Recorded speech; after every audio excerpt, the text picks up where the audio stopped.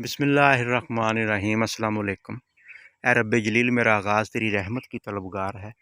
देखो अगर असीं अज दे दिन दा कंपैरिजन करिए ना जेह्ड़े मौजूदा दिन साढ़े जा रहे आ ते इहदे विच 16,000 रुपये फी मन रेट आ ते जदों नवंबर जां दसंबर औना ना अगर साडा उत्थे 100 रुपये किलो भी जावे ना ते तां भी साडा 4,000 रुपये मन जाएगा ते 170 200 थैला जेह्ड़ा ना एक किले दे विचों आसानी नाल निकल जांदा वा ते जेह्ड़ियां गल्लां दा तुसीं खास ध्यान रखना ना ओह् गल्लां तुसीं जेह्ड़ियां ना ओह् मेरियां ज़हन नशीन कर लो।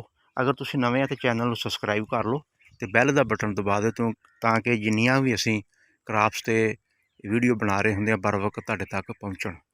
ते सिंपली जिहा तरीका वा तुसीं ज़मीन नूं रूटावेटर करके ना एक वारी गहरा हल चला लेना।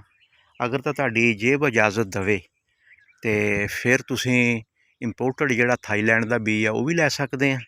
अगर तुसीं पाकिस्तानी लैना ते ओह् तुहानूं आम 400 रुपये किलो मिल जाएगा ते एक किले दे विच अगर तुसीं छट्टा ला के खेड़ां कड्ढणियां ना फिर तुहाडा 1 मन बीऽ लगना वा। अगर तुसीं बजरिया चोपा लाउणा वा ते फिर 15 किलो बीऽ बहुत आ तुहाडा। 4 इंच ते तुसीं बीऽ लवा देना वा ते 15 किलो बीऽ तुसीं लै लैना वा। ते गल हो रही है अज मटर दी काश्त दी।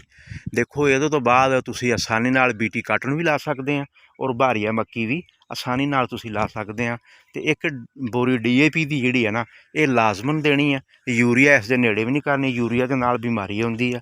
ते खेड़ां कड्ढ के बजरिया चोपा लाउणा ते 15 किलो बीऽ, बजरिया छट्टा अगर तुसीं लाउणा वा ते फिर तुहाडा 40 किलो बीऽ आ। ते उत्ते पैंडी मैथालीन दा तुसीं स्प्रे कर देना वा। 150 ml फी टैंकी डोज तुसीं पाउणी आ। 1 बाई 1 तुसीं खेल कर देनी आ। टक वाला फुहारा लै लैना वा ते अल्लाह दे फजलो करम दे नाल 170 200 तोड़ा तुहाडा किते भी नहीं गया। उम्मीद करते हैं कि अज वाली वीडियो साडे नाजरीन इत्ते अमल पैरा हो के साडा जिहड़ा किसानां ते बहरान पैदा होया खड़ा, गंदम दा रेट कोई नहीं गा, तिली साडी कोई नहीं हुई ते ये शार्टकट इंशाअल्लाह मारो ते अच्छे रह जाओगे।